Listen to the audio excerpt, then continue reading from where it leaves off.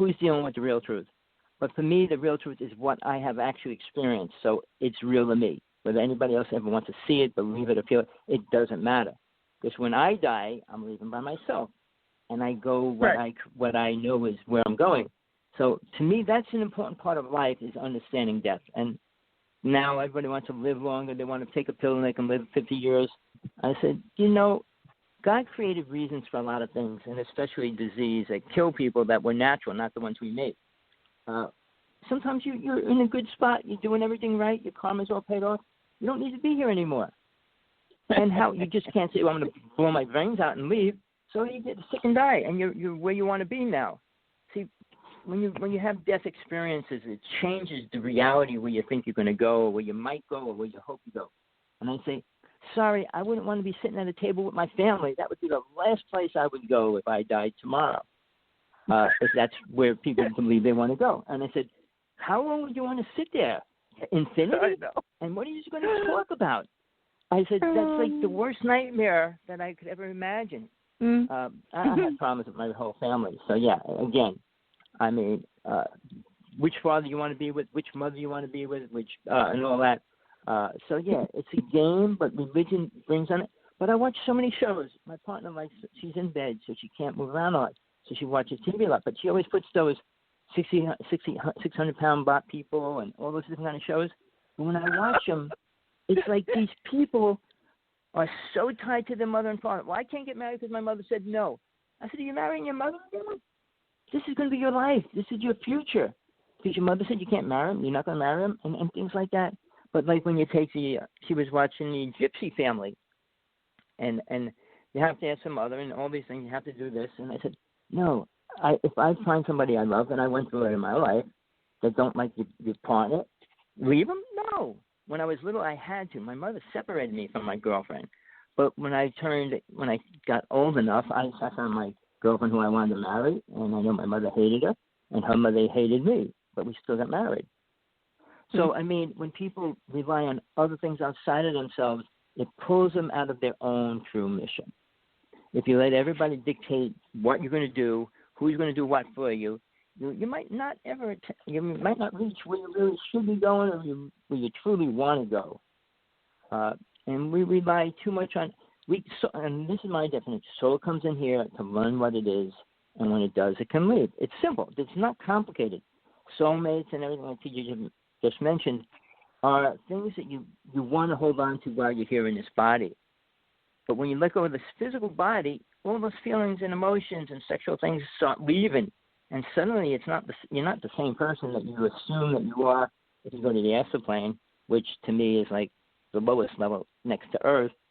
But I have been lucky. I don't know how you deal with the silver cord, if you do or not. But I freed myself. What was that?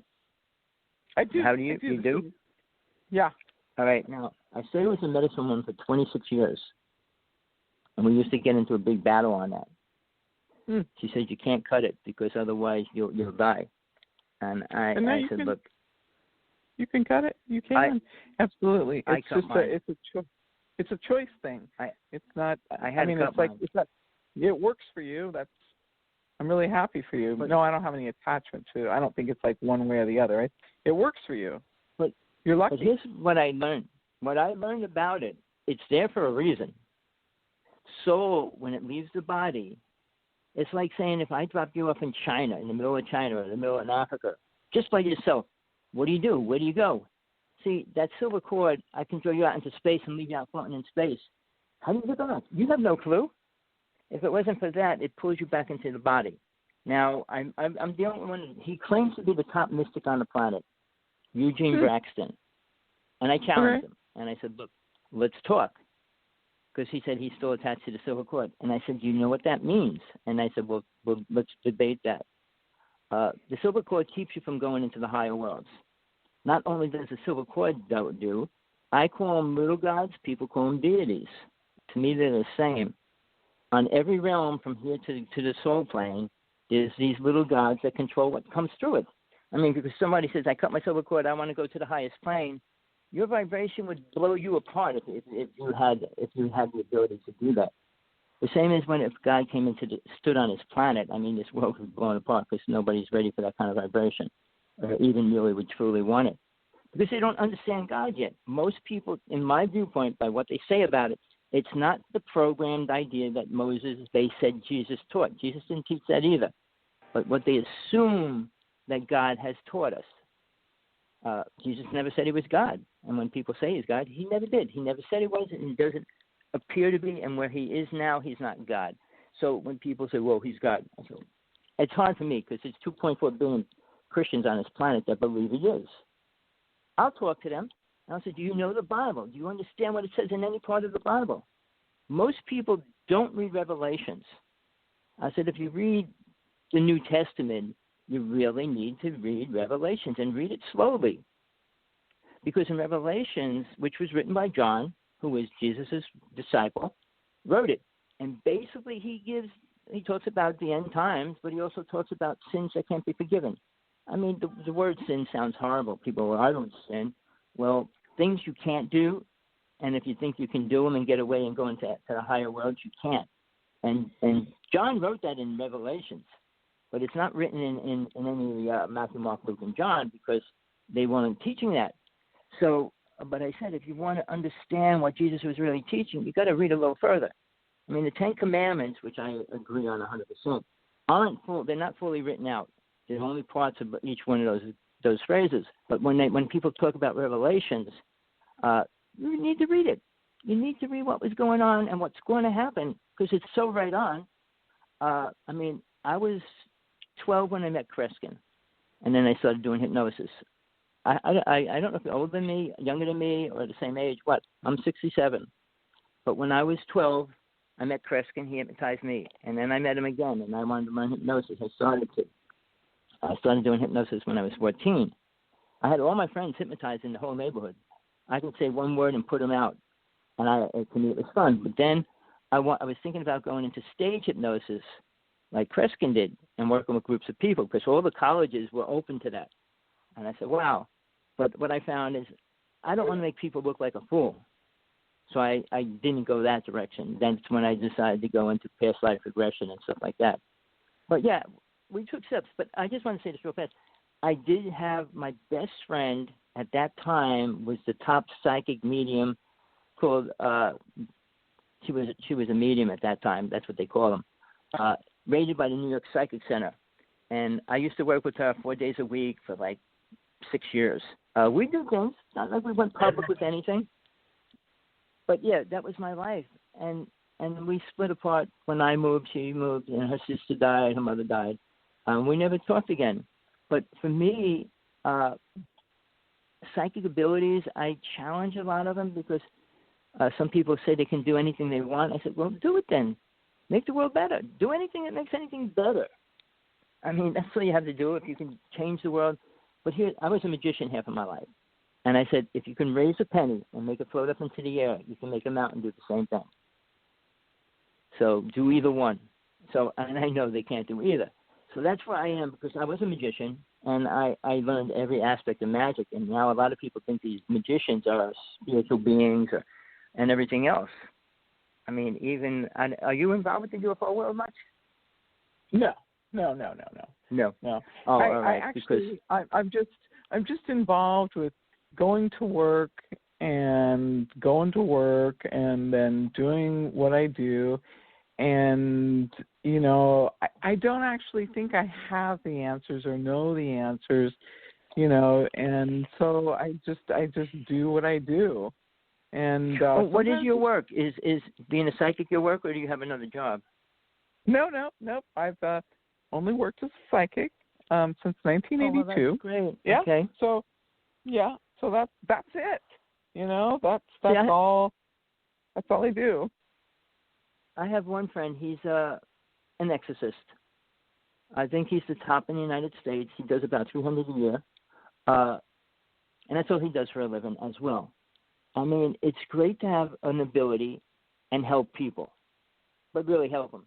But you know what? I was just talking to somebody, and they said, nobody pays a psychic to hear bad things. I was talking to TJ about that.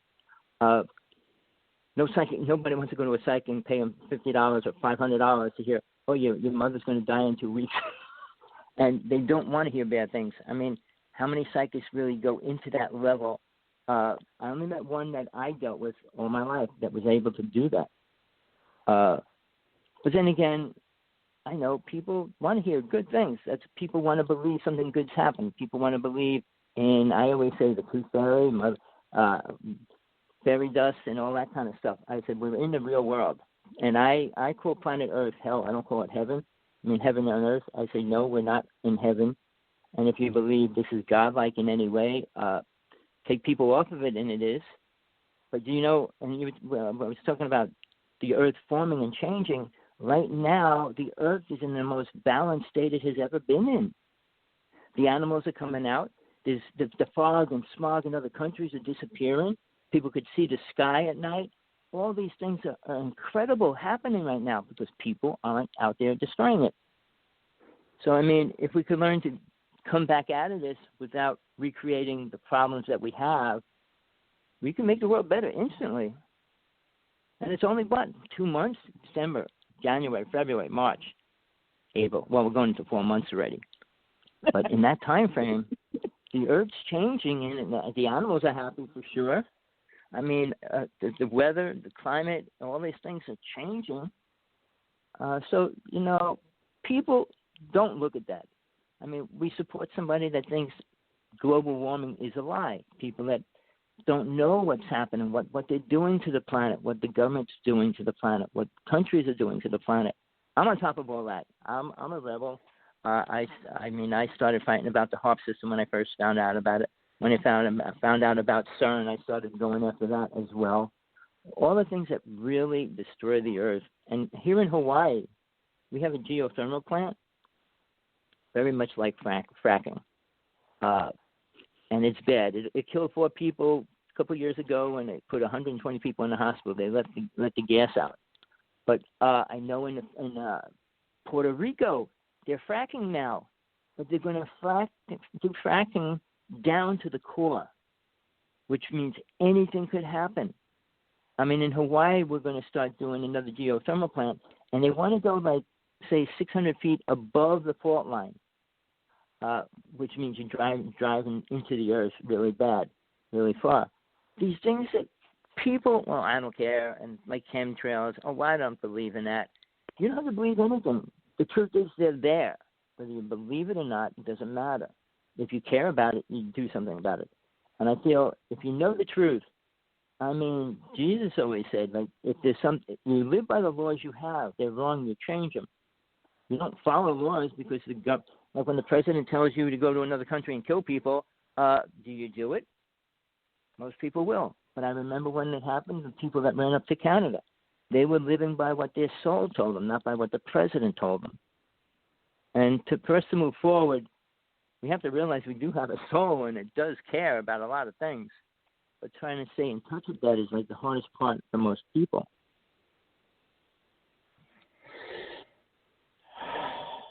They're good. They're good. So I'm working on this workshop. I've been working on it for a while, how I want to go about doing it, and if I want to have people with me doing it. I listen to these people that are doing them right now. You're not in the UFO world, but this guy Corey Goody, Goody, or whatever, however it is, Goode. But he's talking about doing a workshop on Ascension. And I know TJ said she came out with Ascension in the 80s and trying to teach about it. But even that word is different for her and me.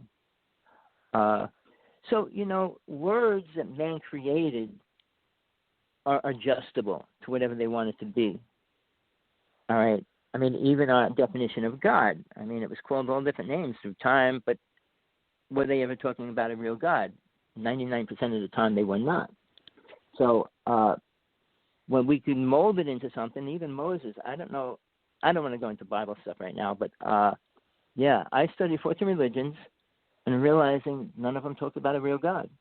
And I said, why is that? Why wouldn't they talk about the most highest thing? And if they do, they give it 2 words, compassionate, loving being, 3 words, whatever. And I said, but it's much more than that, and it's not that at all. So it boggles my mind because, like, between that alone and then the concept they have to listen to their mother, they're so far away from who they really are as a soul.